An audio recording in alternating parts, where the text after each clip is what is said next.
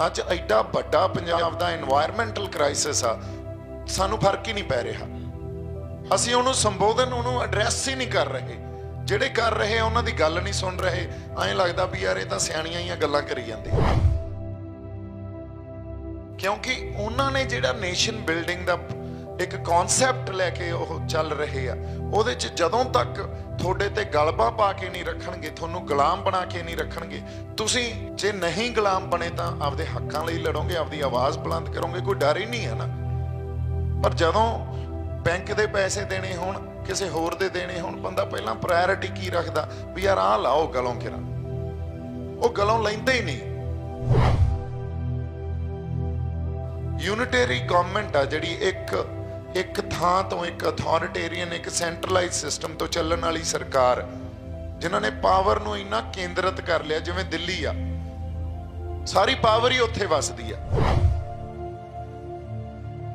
ਉਹਨੂੰ ਸੈਂਟਰਲਾਈਜ਼ ਕਰਨ ਤੋਂ ਬਾਅਦ ਉੱਥੇ 2-3 ਬੰਦੇ ਹੀ ਹੁੰਦੇ ਆ ਜਿਹੜੇ ਹੁਕਮ ਜਾਰੀ ਕਰਦੇ ਆ, ਅੱਜ ਜਿਵੇਂ ਮੋਦੀ ਤੇ ਅਮਿਤ ਸ਼ਾਹ। ਸੋ ਸਾਡਾ ਦਰਦ ਮੋਦੀ ਤੇ ਅਮਿਤ ਸ਼ਾਹ ਨਹੀਂ ਰਹੇ, ਇਹ ਸਿਸਟਮ ਆ ਸਾਡਾ। ਉਸੇ ਸਿਸਟਮ ਨੇ ਸਾਨੂੰ ਇੱਕ ਖੇਤੀਬਾੜੀ ਮਾਡਲ ਦਿੱਤਾ ਜਿਹੜਾ ਲਾਗੂ ਕਰਤਾ। ਉਹਨਾਂ ਕੋਲੇ ਪਾਵਰ ਵੀ ਆ, ਉਹਨਾਂ ਕੋਲੇ ਰਿਸੋਰਸਿਸ ਵੀ ਆ, ਤੇ ਸਾਡੇ ਤੇ ਥੋਪਤਾ। ਸਾਡੇ ਲੋਕਾਂ ਨੇ ਉਹਨੂੰ ਗ੍ਰਹਿਣ ਕਰਕੇ ਤੇ ਉਹਦੇ ਤੇ ਹੀ ਮੁੜ ਕੇ ਆਪਾਂ ਕਰੀਏ। ਸੋ ਇਹ ਕ੍ਰੈਡਿਟ ਇਕਨੋਮੀ ਸਿਸਟਮ ਜਿਹੜਾ ਇਹ ਪੰਜਾਬ ਨੂੰ ਸੂਟ ਨਹੀਂ ਕਰਦਾ, ਪਰ ਦਿੱਲੀ ਨੂੰ ਸੂਟ ਕਰਦਾ।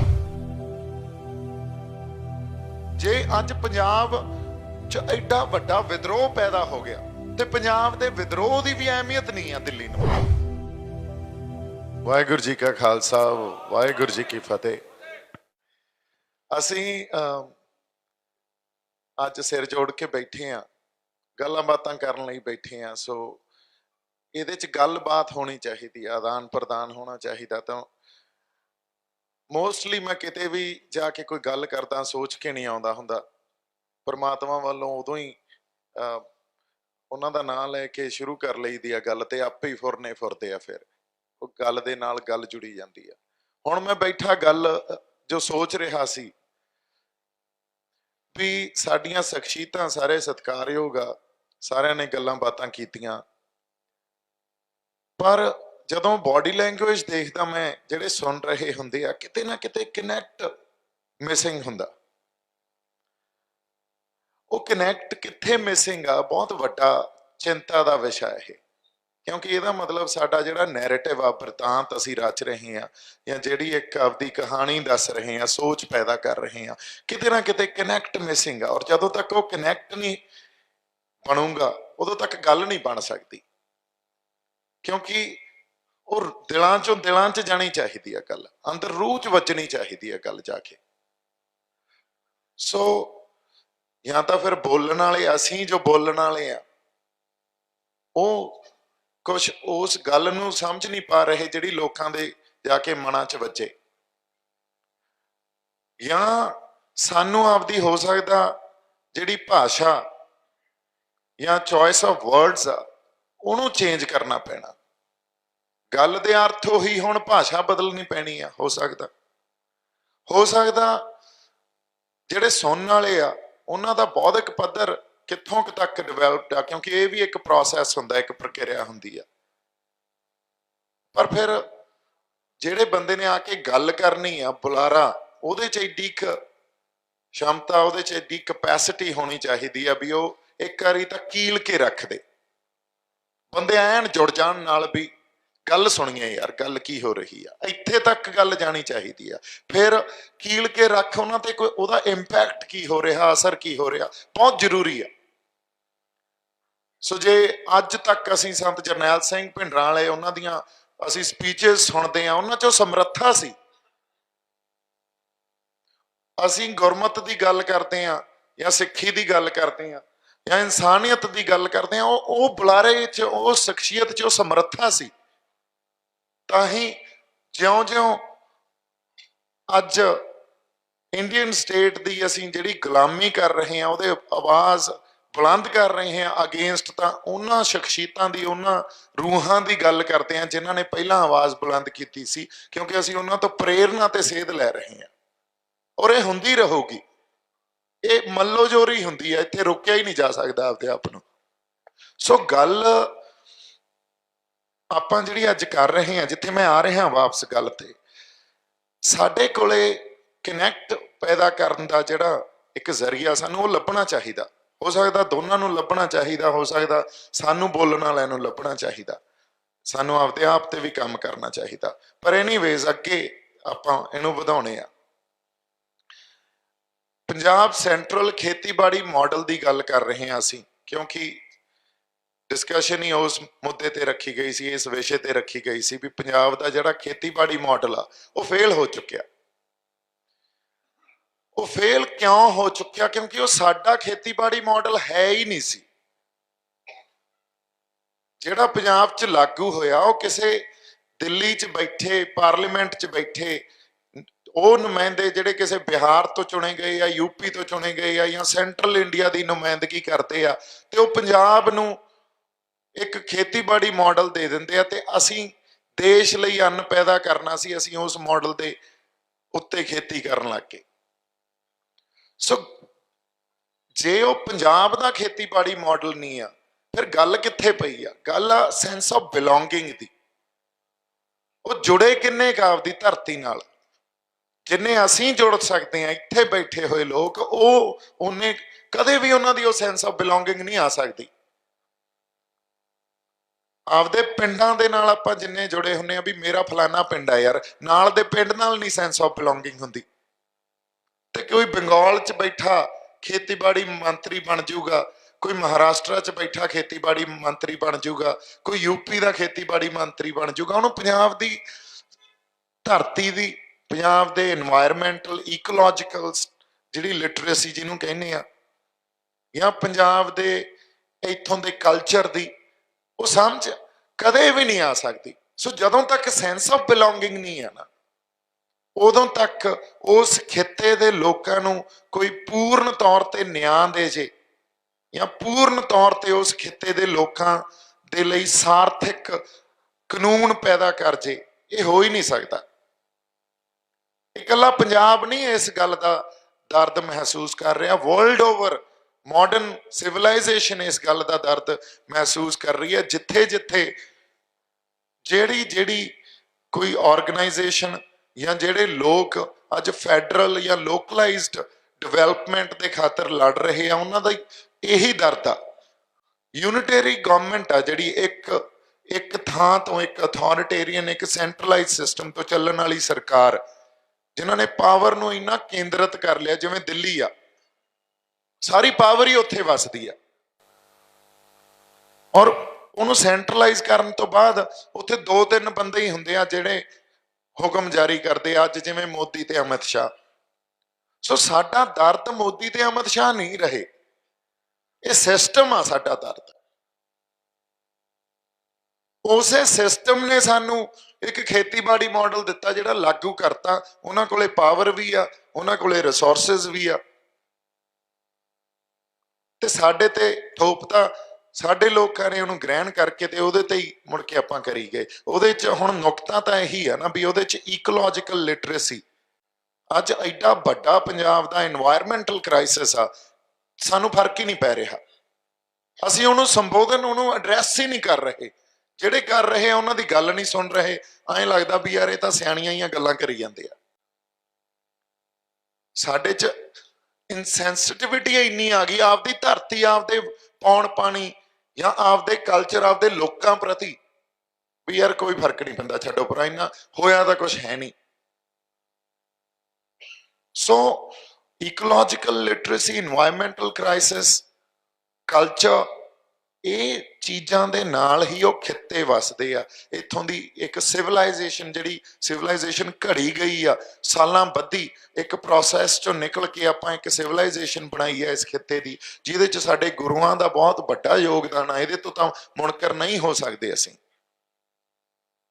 ਪਰ ਹੁਣ ਇਹ ਗੱਲ ਕਹਿਣੀ ਕਿਵੇਂ ਆ? ਇੱਥੇ ਮੈਨੂੰ ਲੱਗਦਾ ਅਸੀਂ ਖਤਾ ਖਾ ਜਾਂਦੇ ਆ। ਔਰ ਪੰਜਾਬ ਨੂੰ ਜੇ ਆਪਾਂ ਮਾਡਰਨ ਢੰਗ ਨਾਲ ਵੀ ਆਪਾਂ ਸੰਬੋਧਨ ਕਰਨਾ ਹੋਵੇ ਤਾਂ ਪੰਜਾਬ ਨੂੰ ਜਾਂ ਕਿਸੇ ਵੀ ਖਿੱਤੇ ਨੂੰ ਜਿਹੜਾ ਅੱਜ ਫੈਡਰਲ ਢਾਂਚੇ ਲਈ ਲੜ ਰਿਹਾ, ਡੀਸੈਂਟਰਲਾਈਜੇਸ਼ਨ ਆਫ ਪਾਵਰ ਲਈ ਲੜ ਰਿਹਾ, ਉਹਨੂੰ ਆਈਸੋਲੇਸ਼ਨ 'ਚ ਰੱਖਣਾ ਪਊਗਾ।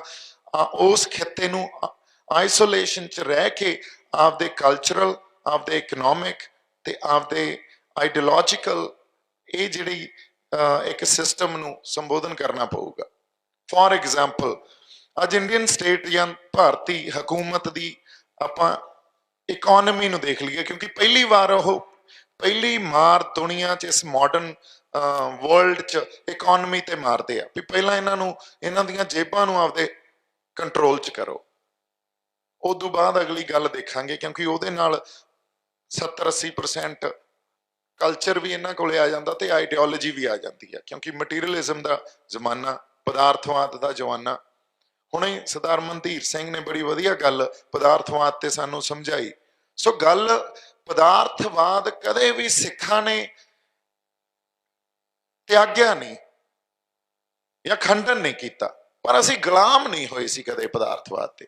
असी मेहनत करने वाली कौम आ, चंगे कपड़े जे असी मेहनत करके पैसे कमावांगे, कपड़े पा लांगे, खा लांगे, पर साडे च सबर संतोख नहीं रहा। सो कैरेक्टर इरोजन हो गई, जिहदे नाल पदार्थवाद एडा वड्डा साडे ते हावी हो गया। किरदार जिहड़े घड़े सी गुरुआं ने, वो किरदार डिग पे, या इस खिते दे एक सिविलाइजेशन ने किरदार घड़े सी। बाइनरीज क्रिएट करके बह गए, कोई हिंदू बनया फिरदा, मुसलमान बनया फिरदा, असीं सिख बने फिरदे आ। वो बनन लग गए, जदों बन जिहड़ा बनदा दुनिया च ना, उहनूं मार पैंदी आ, फिर उहनूं परमात्मा दी मार पैंदी है। जदों कुछ बनते हो उदों ही मार पैंदी है। सो उत्थे हौमे पई आ बनन च। हुण गल जिहड़ी कर रहे सी, फॉर एग्जाम्पल इंडियन स्टेट देखो तुसीं इकोनॉमी वाइज किवें फड़दे आ सानूं। अज प्रतख एग्जाम्पल लैने आ अज दी GDP इस देश की -23% ते फिरदी है, ऑल टाइम लो। ते अज भी NSE ते BSE जिहड़ी स्टॉक एक्सचेंज आ, वो ऑल टाइम हाई फिरदी है।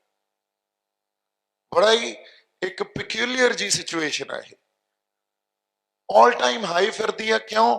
क्योंकि गवर्नमेंट जिहड़े वो इन्वेस्टर्स आ, जिन्होंने इन्वेस्ट किया होया है, जिहड़ियां कंपनियां, उन्होंने कह रही तुसीं आपदी इन्वेस्टमेंट ना खिंचो शेयर मार्केट चों, असीं पैसा फंड कराउणे आ, लोकां नूं इन्वेस्ट कराउणे आ। किवें कराउणगे? इन्हां ने हुण लैंडिंग रेट्स आ जिहड़े वो होर सिट देने आ आउण वाले टाइम च। फिक्स डिपॉजिट रेट्स आ जिहड़े सानूं मिलदे 6-7% ते इदू घट जाना, ते लैंडिंग रेट्स मतलब जिहड़ा लोन देना उहदा व्याज आ वो भी डिग पैना। लोन लेना ईजी हो जाना, लोगों ने होर लोन लेना ते फिर इन्वेस्टमेंट करनी है। क्रैडिट इकोनॉमी बिल्ड कर रहे हैं, जो अमेरिकन इकोनॉमी है, क्रैडिट इकोनॉमी बिल्ड कर रहे हैं। सो पंजाब नूं आइसोलेशन च जदों आपां मैं कह रहा सी भी आइसोलेशन च किवें सानूं देखना पऊगा, सानूं इकोनॉमी वाइज भी आइसोलेशन च देखना पऊगा। आ जिहड़े क्रैडिट कार्ड जेबां च पाई फिरदे आ आपां, या सानूं जिहड़े आह किसानां नूं लोन देई जांदे आ, 2.5 किੱਲੇ वालिआं नूं ट्रैक्टर दे दिंदे आ जदों कोई जरूरत नहीं हुंदी, और पता इन्हां नूं भी मुड़ना नहीं इन्हां तों, फिर वो लोन पीढ़ी दर पीढ़ी चलते आ। सो एक क्रैडिट इकोनॉमी सिस्टम जिहड़ा है पंजाब नूं सूट नहीं करता, पर दिल्ली नूं सूट करता, क्योंकि उन्होंने जिहड़ा नेशन बिल्डिंग का एक कॉन्सैप्ट लैके चल रहे आ, उहदे च जदों तक थोड़े ते गलबा पा के नहीं रखणगे, थोनू गुलाम बना के नहीं रखणगे, तुसीं जे नहीं गुलाम बने तो आपदे हक्कां लई लड़ोगे, आपदी आवाज़ बुलंद करोगे, कोई डर ही नहीं है ना। पर जदों बैंक के पैसे देने होण, किसी होर दे देने होण, बंदा पहलां प्रायोरिटी की रखदा भी यार आ लाओ गलों किरा, वो गलों लैंदे ही नहीं। जिन्ने अज फार्मर्स डैट जिहड़ा किसानां दा करजा किड्डा वड्डा साडे लई प्रॉब्लम खड़ी कर बनी हुई है, भी खेतीबाड़ी मॉडल नूं लागू करन च भी एक बहुत वड्डा हर्डल आ। नवां खेतीबाड़ी मॉडल च असीं कहिए भी तुहानूं आमदन घट होगी पर सार्थक होऊगा, पर अगला करजा लई खड़ा, वो कित्थों तारूगा इस फसलां नूं बीजे बिना ते इन्हां नूं बेचे बिना।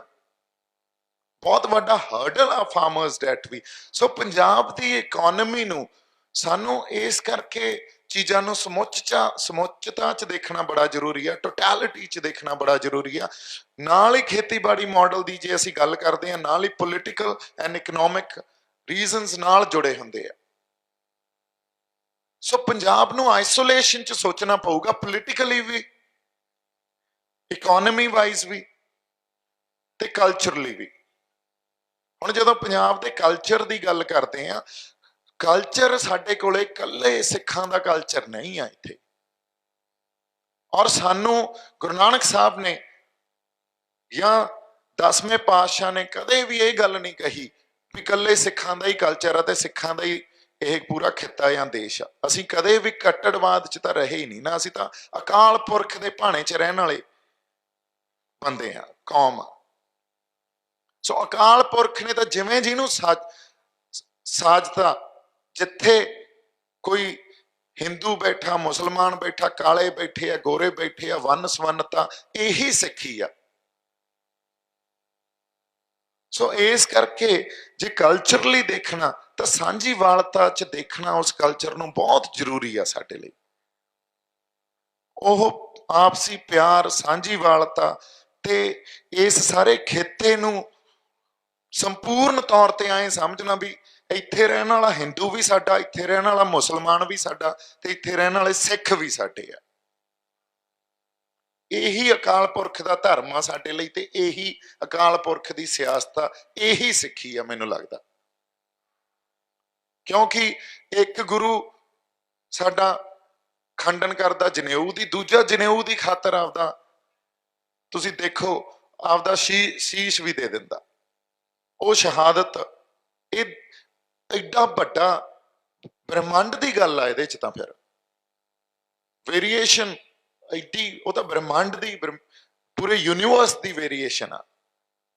सो इस करके पंजाब नूं अज असीं जदों सिरजना, चाहे खेतीबाड़ी मॉडल सिरज लीए, चाहे पोलिटिकल असीं अगली आउण वाली पंजाब की जिहड़ी राजसी साडा ढांचा की होना चाहिए उन्होंने सिरज लीए, या कल्चर नूं सिरजण की गल करते हैं। क्योंकि कल्चर साडे कोले बहुत रिच कल्चर आ।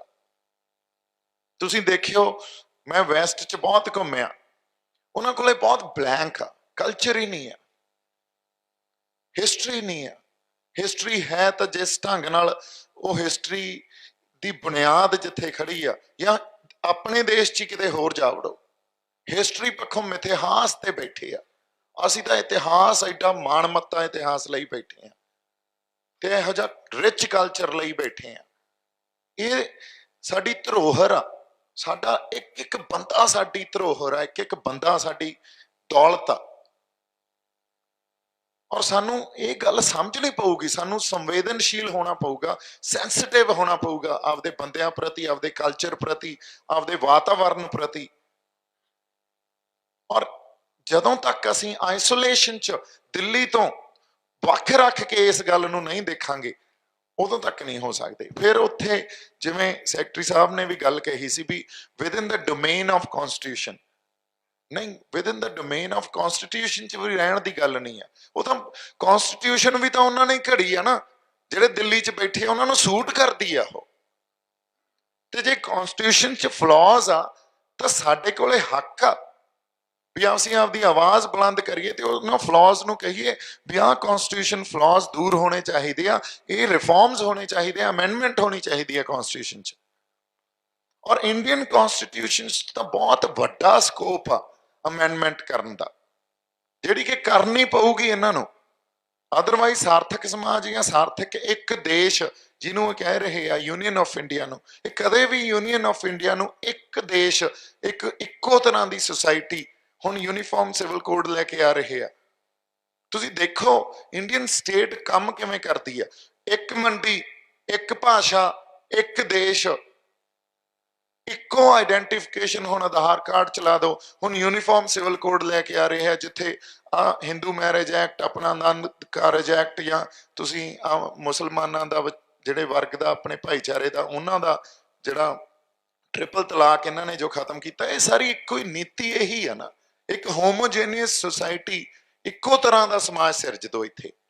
ਪਰ ਐਡੀ ਵੱਡੀ ਵੰਨ ਸਵੰਨਤਾ ਚ ਇੱਕੋ ਤਰ੍ਹਾਂ ਦਾ ਸਮਾਜ ਸਿਰਜਣਾ, ਐਡੀ ਵੰਨ ਸਵੰਨਤਾ ਜਿਹੜੀ ਇਸ ਖਿੱਤੇ ਚ ਆ, ਭਾਸ਼ਾ ਦੇ ਤੌਰ ਤੇ ਹੀ ਦੇਖ ਲਓ, ਪੰਜਾਬ ਚ ਹੀ ਦੇਖ ਲਈਏ, ਮੈਨੂੰ ਲੱਗਦਾ 50 ਕਿਲੋਮੀਟਰ ਤੇ ਹੀ ਭਾਸ਼ਾ ਬਦਲ ਜਾਂਦੀ ਆ, ਰਹਿਣੀ ਸਹਿਣੀ ਬਦਲ ਜਾਂਦੀ ਆ, ਲੋਕਾਂ ਦੀ ਲਫ਼ਜ਼ ਡਿਫਰੈਂਟ ਹੁੰਦੇ ਆ। ਦੁਆਬੇ ਚ ਤੇ ਮੈਂ ਮਾਲਵੇ ਨੂੰ ਬਿਲੋਂਗ ਕਰਦਾ, ਸਾਡੇ ਆਪਸ ਚ ਹੀ ਲਫ਼ਜ਼ ਕਿੰਨੇ ਡਿਫਰੈਂਟ ਹੋਣਗੇ। ਔਰ ਕਲਚਰਲੀ ਵੀ ਅਸੀਂ ਕਈ ਜਗ੍ਹਾ ਥੋੜੇ ਬਹੁਤ ਵਖਰੇਵਿਆਂ ਚ ਬੈਠੇ ਹੁੰਦੇ ਆ 50-100 ਕਿਲੋਮੀਟਰ ਤੇ। ਸੋ ਇੱਥੇ ਇੱਕ ਤਰ੍ਹਾਂ ਦਾ ਸਮਾਜ ਸਿਰਜਣਾ ਵੀ ਹਿੰਦੀ ਸਾਡੀ ਮਾਤ ਭਾਸ਼ਾ ਤੇ ਭਾਰਤ ਮਾਤਾ ਮਤਲਬ ਇੱਕ ਖਿੱਤੇ ਨੂੰ ਐ ਪ੍ਰੈਜ਼ੈਂਟ ਕਰਨਾ ਵੀ ਆਹ ਖਿੱਤਾ ਇੱਕ ਦੇਵੀ ਖਿੱਤਾ ਆ, ਇਹ ਤਾਂ ਇੱਕ ਦੇਵ ਭੂਮੀ ਆ। ਹਰ ਚੀਜ਼ ਨੂੰ ਇੱਕ ਦੇਵੀ ਸਿਰਜਣਾ ਨਾਲ ਜੋੜ ਕੇ ਤੇ ਉਹਦੀ ਸਿਰਜਣਾ ਕਰਨੀ, ਇਹ ਬਹੁਤ ਪ੍ਰੈਕਟਿਸ। ਇਸੇ ਕਰਕੇ ਵਿਪਰਵਾਦ ਦੇ ਅਗੇਂਸਟ ਹਿੰਦੂ ਵੀ ਲੜ ਰਿਹਾ, ਹਿੰਦੂ ਨੂੰ ਵੀ ਲੜਨਾ ਚਾਹੀਦਾ। ਇਨਸਾਨੀਅਤ ਤੋਂ ਤਾਂ ਬਹੁਤ, ਇਹ ਤਾਂ ਫਿਰ ਗੱਲ ਇਹ ਹੋ ਗਈ ਵੀ ਜਿਹੜੀ ਕੰਨਿਆ ਕੁਮਾਰੀ ਤੋਂ ਲੈ ਕੇ ਕਸ਼ਮੀਰ ਤਾਈਂ ਜਾਂ ਕਸ਼ਮੀਰ ਤੋਂ ਲੈ ਕੇ ਕੰਨਿਆ ਕੁਮਾਰੀ ਤੱਕ ਉਹ ਦੇਵ ਭੂਮੀ ਆ, ਬਾਕੀ ਦੀ ਭੂਮੀ ਭ੍ਰਿਸ਼ਟ ਆ। ਤੇ ਗੁਰੂ ਨਾਨਕ ਸਾਹਿਬ ਤਾਂ ਉਹ ਕਹਿੰਦੇ ਵੀ ਪਵਨ ਗੁਰੂ ਪਾਣੀ ਪਿਤਾ ਮਾਤਾ ਧਰਤ ਮਹੱਤ। ਹੁਣ ਇਹ ਥੋੜੀ ਵੀ ਅਸੀਂ ਜੇ ਕੈਨੇਡਾ ਚ ਬੈਠੇ ਆ ਉਹ ਧਰਤੀ ਮਾਤਾ ਨਹੀਂ ਆ, ਉਹਨਾਂ ਨੇ ਤਾਂ ਉਹਨੂੰ ਵੀ ਮਾਤਾ ਹੀ ਕਿਹਾ, ਕਿਉਂਕਿ ਤੁਹਾਡਾ ਰਿਸ਼ਤਾ ਜਿਹੜਾ ਸੈਂਸ ਆਫ ਬਿਲੋਂਗਿੰਗ ਆ ਕਿ ਜਿੱਥੇ ਤੁਸੀਂ ਜਾ ਕੇ ਰਹਿਣ ਲੱਗ ਗਏ, ਉਹ ਧਰਤੀ ਨਾਲ ਸੈਂਸ ਆਫ ਬਿਲੋਂਗਿੰਗ ਕੀ ਹੋਣੀ ਚਾਹੀਦੀ ਆ, ਉੱਥੋਂ ਦੇ ਪਾਣੀ ਨਾਲ, ਉੱਥੋਂ ਦੀ ਪਵਨ ਨਾਲ, ਹਵਾ ਨਾਲ ਤੁਹਾਡੀ ਸੈਂਸ ਆਫ ਬਿਲੋਂਗਿੰਗ ਕੀ ਹੋਣੀ ਚਾਹੀਦੀ ਆ। ਇਹ ਆ ਡੈਫੀਨੇਸ਼ਨ। ਤਾਂ ਇਹਦੇ ਚ ਫਿਰ ਕੋਈ ਸਰਹੱਦਾਂ ਦੀ ਗੱਲ ਤਾਂ ਨਹੀਂ ਆਈ, ਇਹ ਤਾਂ ਤੁਸੀਂ ਕੁਦਰਤ ਨੂੰ ਕਿਵੇਂ ਦੇਖਣਾ, ਇੱਥੇ ਪਈ ਆ ਗੱਲ। ਸੋ ਇਸ ਕਰਕੇ ਅਸੀਂ ਜਿੱਥੇ ਖੜੇ ਆ ਕੇ, ਪੰਜਾਬ ਜਿੱਥੇ ਖੜ ਗਿਆ ਆ ਕੇ, ਪੰਜਾਬ ਨੂੰ ਅੱਜ ਆਈਸੋਲੇਸ਼ਨ ਚ ਰੱਖ ਕੇ ਦੇਖਣਾ ਪਊਗਾ ਆਪਦੇ ਆਪ ਨੂੰ, ਇਹ ਸਾਰੇ ਖਿੱਤੇ ਨੂੰ। ਦਿੱਲੀ ਤੋਂ ਉਹ ਮਜਬੂਰੀ ਬਣ ਗਈ ਆ ਸਾਡੀ, ਜੇ ਅਸੀਂ ਆਪਦੇ ਕਲਚਰ ਨੂੰ, ਆਪਦੇ ਇੱਥੋਂ ਦੇ ਇਕਨੋਮਿਕ ਸਿਸਟਮ ਨੂੰ, ਇੱਥੋਂ ਦੇ ਆਈਡੀਓਲੋਜੀਜ਼ ਨੂੰ, ਸਾਡੇ ਫਲਸਫਿਆਂ ਨੂੰ, ਸਾਡੀ ਸਾਂਝੀਵਾਲਤਾ ਨੂੰ ਸੰਭਾਲ ਕੇ ਰੱਖਣਾ, ਤਾਂ ਸਾਨੂੰ ਆਈਸੋਲੇਸ਼ਨ ਚ ਦੇਖਣਾ ਹੀ ਪਊਗਾ। ਈਵਨ এনवायरमेंट ਨੂੰ, ਸਾਡੀ ਹਵਾ, ਪਾਣੀ, ਧਰਤੀ, ਸਾਡੇ ਸਰਮਾਏ। ਜੇ ਅੱਜ ਪੰਜਾਬ ਚ ਐਡਾ ਵੱਡਾ ਵਿਦਰੋਹ ਪੈਦਾ ਹੋ ਗਿਆ ਤੇ ਪੰਜਾਬ ਦੇ ਵਿਦਰੋਹ ਦੀ ਵੀ ਅਹਿਮੀਅਤ ਨਹੀਂ ਆ ਦਿੱਲੀ ਨੂੰ, ਤੁਸੀਂ ਇਹ ਦੇਖ ਲਓ। ਗੱਲ ਹੀ ਨਹੀਂ ਸੁਣ ਰਹੇ, ਜਲੀਲ ਕਰ ਰਹੇ ਆ ਵਾਰ-ਵਾਰ। ਹੁਣ ਕੱਲ ਦਿੱਲੀ ਜਾਣਾ ਕਿਸਾਨਾਂ ਨੇ, ਪਰਸੋਂ ਦਿੱਲੀ ਦੀ 26-27 ਦਿੱਲੀ ਦੀ ਕਾਲ ਆ, ਹਰਿਆਣਾ ਨੇ ਬਾਰਡਰ ਸੀਲ ਕਰਤੇ, ਦਿੱਲੀ ਨੇ ਕਰਫਿਊ ਲਾਤੇ, ਕੋਵਿਡ ਦਾ ਬਹਾਨਾ ਦੇਈ ਗਏ। ਬਿਹਾਰ ਚ ਚੋਣਾਂ ਸੀ ਤਾਂ ਉਦੋਂ ਕੋਵਿਡ ਨਹੀਂ ਸੀ। ਪਰ ਜੇ ਪੰਜਾਬ ਯੂਨੀਵਰਸਿਟੀ ਸੈਨੇਟ ਦੀਆਂ ਇਲੈਕਸ਼ਨਸ ਦੀ ਗੱਲ ਕਰੋ ਤਾਂ ਉੱਥੇ ਕੋਵਿਡ ਦਾ ਬਹਾਨਾ ਦਿੰਦੇ ਆ, ਕਿਉਂਕਿ ਉੱਥੋਂ ਵੀ ਸੈਨੇਟ ਖਤਮ ਕਰਕੇ ਆਪਦੇ ਹੱਥ 'ਚ ਸੈਂਟਰਲਾਈਜ਼ ਕਰ ਰਹੇ ਆ ਐਜੂਕੇਸ਼ਨ ਸਿਸਟਮ ਨੂੰ। ਤੁਸੀਂ ਦੇਖੋ ਇੱਕ ਡਿਪਾਰਟਮੈਂਟ ਤੇ ਮਾਰ ਰਹੇ ਆ। ਉਹ ਸੈਨੇਟ ਇੱਕ ਲਾਸਟ ਸਾਡੀ ਦਾਅਵੇਦਾਰੀ ਸੀ ਪੰਜਾਬ ਯੂਨੀਵਰਸਿਟੀ ਤੇ, ਉਹ ਵੀ ਆਪਦੇ ਹੱਥ 'ਚ ਲੈਣ ਦੀ ਗੱਲ ਕਰ ਰਹੇ ਆ। ਹੁਣ ਜੇ 26-27 ਨੂੰ ਅਸੀਂ ਦਿੱਲੀ ਜਾਣਾ ਤਾਂ ਬਾਰਡਰ ਸੀਲ, ਤੇ ਕਿਸਾਨਾਂ ਨੇ ਆ ਕੇ ਉੱਥੇ ਕਹਿਣਾ ਸਾਨੂੰ ਜਾਣ ਦਿਓ, ਮੁੜ ਕੇ ਸਟੇਟ ਜਿਵੇਂ ਕਰਦੀ ਹੁੰਦੀ ਆ ਉਹਨਾਂ ਨੇ ਗੋਲੀਆਂ ਚਲਾਉਣੀਆਂ, ਡੰਡੇ ਵਰਾਉਣੇ ਆ। ਸੋ ਸਾਡੀ ਮਜਬੂਰੀ ਬਣ ਗਈ ਆ ਇਸ ਰਾਜਸੀ ਢਾਂਚੇ ਨੂੰ ਟੱਕਰ ਦੇਣੀ, ਮਜਬੂਰੀ ਇਹਨਾਂ ਨੇ ਹੀ ਬਣਾਈ ਆ। ਫਿਰ ਅਸੀਂ ਕਨਸਟੀਟਿਊਸ਼ਨ ਦੇ ਡੋਮੇਨ ਦੀ ਗੱਲ ਕਰਦੇ ਆ, ਡੋਮੇਨ 'ਚ ਤਾਂ ਸਾਡੇ ਕੋਲੇ ਸਾਡੇ ਸਿਵਲ ਰਾਈਟਸ ਹੀ ਨਹੀਂ ਦੇ ਰਹੇ, ਸਾਡੇ ਫੰਡਾਮੈਂਟਲ ਰਾਈਟਸ ਹੀ ਨਹੀਂ ਦੇ ਰਹੇ, ਤੇ ਕਿਹੜੀ ਡੋਮੇਨ 'ਚ ਰਹਿ ਲਾਂਗੇ ਅਸੀਂ। ਜਦੋਂ ਤੁਹਾਡੇ ਰਾਈਟਸ ਤੁਹਾਡੇ ਕੋਲੋਂ ਲੈ ਗਏ ਤਾਂ ਸਟੇਟ ਨੇ ਤਾਂ ਇਹੀ ਦੇਣਾ ਹੁੰਦਾ ਨਾ ਤੁਹਾਨੂੰ, ਸਟੇਟ ਨੇ ਤੁਹਾਨੂੰ ਪ੍ਰੋਟੈਕਟ ਕਰਕੇ ਰੱਖਣਾ ਹੁੰਦਾ, ਇੱਕ ਫਰਸਟ ਗ੍ਰੇਡ ਸਿਟੀਜ਼ਨ ਦਾ ਦਰਜਾ ਦੇਣਾ ਹੁੰਦਾ, ਤੇ ਅਸੀਂ ਸਟੇਟ ਨੂੰ ਵਫਾਦਾਰੀ ਦੇਣੀ ਹੁੰਦੀ ਆ। ਅੱਜ ਜਦੋਂ ਅਸੀਂ ਆਪਦੇ ਹੱਕਾਂ ਦੀ ਗੱਲ ਕਰਦੇ ਆ ਤਾਂ ਇਹ ਕਹਿੰਦੇ ਚੁੱਪ ਕਰਕੇ ਬਹਿ ਜਾਓ, ਹੱਕ ਉਹੀ ਦੇਵਾਂਗੇ ਜਿਹੜੇ ਅਸੀਂ ਦੇਣਾ ਚਾਹੁੰਦੇ ਆ। ਫਿਰ ਜਦੋਂ ਤੁਹਾਡੇ ਵਿਰੋਧ ਦੀ ਅਹਿਮੀਅਤ ਨਹੀਂ ਰਹੀ ਔਰ ਤੁਹਾਡੇ ਹੱਕ ਉਹ ਪ੍ਰਭਾਸ਼ਿਤ ਕਰਨ। ਤੁਸੀਂ ਹੈ ਕੌਣ ਉਹ ਪ੍ਰਭਾਸ਼ਿਤ ਕਰਨ, ਤੁਹਾਨੂੰ ਚਾਹੀਦਾ ਕੀ ਆ ਉਹ ਪ੍ਰਭਾਸ਼ਿਤ ਕਰਨ। ਇਹ ਤਾਂ ਫਿਰ ਗੁਲਾਮ ਰਹਿੰਦੇ ਹੁੰਦੇ ਆਏ। ਤੇ ਇਸ ਖਿੱਤੇ ਨੇ ਗੁਲਾਮੀ ਨਹੀਂ ਕਦੇ ਪ੍ਰਵਾਨ ਨਹੀਂ ਕੀਤੀ, ਸਾਨੂੰ ਸਾਜ਼ਿਸ਼ਾਂ ਨਾਲ ਰੱਖੀ ਰੱਖਿਆ ਇਹਨਾਂ ਨੇ। ਸੋ ਜੇ ਸੱਚ ਨੂੰ ਸਮਝਣਾ ਤੇ ਜੇ ਸੱਚ ਤੇ ਚੱਲਣਾ, ਫਿਰ ਸਿਚੁਏਸ਼ਨ ਤਾਂ ਖੜ ਗਈ ਆ ਕੇ। ਹੁਣ ਚਾਹੇ ਸਾਡੇ ਯੂਥ ਆ, ਸਾਡੇ ਇੰਟੈਲੈਕਚੁਅਲਸ ਆ, ਸਾਡਾ ਅਲੀਟ ਆ ਇੱਥੋਂ ਦਾ ਇਨ ਟਰਮਸ ਆਫ ਵੈਲਥ, ਕਿਉਂਕਿ ਕਦੇ ਵੀ ਅਲੀਟ ਨੇ ਪੰਜਾਬ ਦਾ ਸਾਥ ਨਹੀਂ ਦਿੱਤਾ, ਪਹਿਲਾਂ ਕਦੇ ਵੀ ਨਹੀਂ ਦਿੱਤਾ। ਉਹ ਦਿੱਲੀ ਦੀ ਭਾਸ਼ਾ ਹੀ ਬੋਲਦੇ ਰਹਿੰਦੇ ਆ, ਕਿਉਂਕਿ ਫਸੇ ਹੁੰਦੇ ਆ ਕਿਤੇ ਨਾ ਕਿਤੇ, ਕਾਰੋਬਾਰ ਹੁੰਦੇ ਆ ਅਗਲਿਆਂ ਦੇ, ਡਰ ਐਡਾ ਵੱਡਾ ਹੁੰਦਾ ਵੀ ਆ ਟੁੱਟੂ ਯਾਰ ਗੱਲ ਜੀ। ਹੁਣ ਸਾਡੀ ਕਾਰੋਬਾਰ, ਸਾਡੀਆਂ ਕਾਰਾਂ, ਸਾਡੇ ਘਰ, ਸਾਡੀਆਂ ਜਾਇਦਾਦਾਂ, ਇਹ ਕਦੇ ਵੀ ਸਾਡਾ ਸਾਥ ਨਹੀਂ ਦਿੱਤਾ। ਸਾਡੇ ਅਲੀਤ ਨੇ, ਸਾਡੇ ਇੰਟੈਲੈਕਚੁਅਲਸ ਨੇ। ਹੁਣ ਜਿੱਥੇ ਆ ਕੇ ਖੜ ਗਏ ਆ, ਸਾਡੀ ਹੋਂਦ ਦੀ ਲੜਾਈ ਕਿਉਂ, ਇੱਥੋਂ ਤਾਂ ਹੀ ਗੱਲ ਆ ਗਈ ਆ। ਤਾਂ ਸਾਨੂੰ ਇਹਨਾਂ ਸਾਰਿਆਂ ਦਾ ਵੀ ਸਾਥ ਚਾਹੀਦਾ। ਸਾਡੇ ਸਾਰੀਆਂ ਸ਼ਖਸੀਅਤਾਂ ਜਿਹੜੀਆਂ ਸਾਡਾ ਬਿਰਤਾਂਤ ਸਿਰਜਣ, ਸਾਡਾ ਨੈਰੇਟਿਵ ਸਿਰਜਣ, ਪੰਜਾਬ ਦਾ ਇੱਕ ਸਾਂਝੀਵਾਲਤਾ ਦਾ ਨੈਰੇਟਿਵ ਕੀ ਹੋਣਾ ਚਾਹੀਦਾ, ਇਸ ਲਈ ਇਹਨਾਂ ਦਾ ਸਾਥ ਚਾਹੀਦਾ। ਅਸੀਂ ਤਾਂ ਲੜ ਲਾਂਗੇ, ਪਰ ਪਿੱਛੇ ਇੱਕ ਬੰਦੇ ਜਿਹੜੇ ਸੋਚ ਪੈਦਾ ਕਰਨ ਵਾਲੇ ਤੇ ਉਹ ਸੋਚ ਤੇ ਸਾਨੂੰ ਲੜਾਉਣ ਵਾਲੇ, ਤਾਂ ਇੱਥੇ ਹੀ ਆ ਕੇ ਜਿਵੇਂ ਸਦਾ ਮਨਧੀਰ ਸਿੰਘ ਗੱਲ ਕਰ ਰਹੇ ਸੀ, ਲੋਕ ਅੱਜ ਵੀ ਸਾਥ ਦੇ ਰਹੇ ਆ। ਲੋਕ 50 ਸਾਲ ਪਹਿਲਾਂ, 100 ਸਾਲ ਪਹਿਲਾਂ, 200 ਸਾਲ ਪਹਿਲਾਂ ਵੀ ਸਾਥ ਦਿੰਦੇ ਸੀ। ਪਰ ਗੱਲ ਆ ਜਰਨੈਲਾਂ ਤੇ ਆ ਕੇ ਅਸੀਂ ਖਤਾ ਖਾਂਦੇ ਆ। ਅਸੀਂ ਜਰਨੈਲ ਨਹੀਂ ਪੈਦਾ, ਔਰ ਜਿਹੜੇ ਪੈਦਾ ਕੀਤੇ ਆ ਉਹਨਾਂ ਨੇ ਦਿੱਲੀ ਦੀ ਪੱਖ ਪੂਰਤੀ ਕੀਤੀ ਆ। ਪੋਲੀਟੀਕਲੀ ਸਾਡੇ ਸਾਹਮਣੇ ਆ, ਰਿਲੀਜੀਅਸਲੀ ਵੀ ਸਾਡੇ ਸਾਹਮਣੇ ਆ। ਤੁਸੀਂ ਦੇਖ ਲਓ ਸ਼੍ਰੀ ਅਕਾਲ ਤਖਤ ਸਾਹਿਬ ਵੀ ਮਜ਼ਾਲਕਾ ਕੋਈ ਉੱਥੋਂ ਹੁਕਮਨਾਮਾ ਜਾਰੀ ਹੋਇਆ ਹੋਵੇ ਤੇ ਪੰਜਾਬ ਦਾ, ਮੈਂ ਇਕੱਲੇ ਸਿੱਖਾਂ ਦੀ ਗੱਲ ਨਹੀਂ ਕਰਦਾ, ਹਿੰਦੂ ਵੀ ਅੱਗੇ ਵੀ ਨਹੀਂ ਇਹ ਤਾਂ ਸ਼੍ਰੀ ਅਕਾਲ ਤਖਤ ਸਾਹਿਬ ਦਾ ਹੁਕਮਨਾਮਾ। ਉਹ ਇਸ ਖਿੱਤੇ 'ਚ ਸੀ, ਸਾਂਝੀਵਾਲਤਾ 'ਚ ਸੀ ਉਹ ਗੱਲ। ਅੱਜ ਕਿੱਥੇ ਖੜੇ, ਅੱਜ ਸਿੱਖ ਹੀ ਨਹੀਂ ਮੰਨਦੇ। ਸੋ ਐਡੀ ਵੱਡੀ ਡਿਸਕ੍ਰੈਡੀਬਿਲਿਟੀ, ਐਡੀ ਵੱਡੀ ਭਰੋਸੇਯੋਗਤਾ 'ਚ ਅਸੀਂ ਅਕਾਲ ਤਖਤ ਸਾਹਿਬ ਦੇ ਜਥੇਦਾਰ ਸਾਹਿਬ ਹੋਣ, ਉਹਨਾਂ ਨੂੰ ਹੀ ਅਸੀਂ ਸਵਾਲ ਕਰਨ ਲੱਗ ਗਏ। ਸਾਨੂੰ ਆਪਦੇ ਆਪ ਨੂੰ ਕੁਐਸਚਨ ਕਰਨਾ ਚਾਹੀਦਾ ਸੀ, ਕਿਹੜੇ ਆਗੂ ਅੱਗੇ ਲਾ ਕੇ ਫਿਰਦੇ ਰਹੇ। ਪੰਜਾਬ ਕਦੇ ਆਪਦੀ ਆਈਸੋਲੇਸ਼ਨ 'ਚ, ਕਦੇ ਆਪਦੀ ਸਿਆਸਤ ਹੀ ਨਹੀਂ ਘੜ ਸਕਿਆ।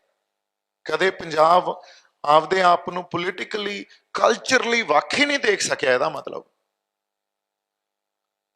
ਸੋ ਬਹੁਤ ਜ਼ਰੂਰੀ ਆ ਸਾਨੂੰ ਇਹ ਗੱਲਾਂ ਨੂੰ ਸਮਝ ਕੇ ਆਪਦੇ ਆਪ ਨੂੰ, ਜੇ ਪੰਜਾਬ ਨੇ ਮੁੜ ਸਿਰਜਣਾ ਪੰਜਾਬ ਆਪਾਂ ਸਾਰਿਆਂ ਨੇ, ਤਾਂ ਪੰਜਾਬ ਨੂੰ ਸਾਡੀ ਮਜਬੂਰੀ ਆ ਅੱਜ ਦਿੱਲੀ ਤੋਂ ਆਈਸੋਲੇਸ਼ਨ 'ਚ ਦੇਖਣਾ, ਇਕਨੋਮਿਕਲੀ, ਪੋਲੀਟੀਕਲੀ, ਕਲਚਰਲੀ।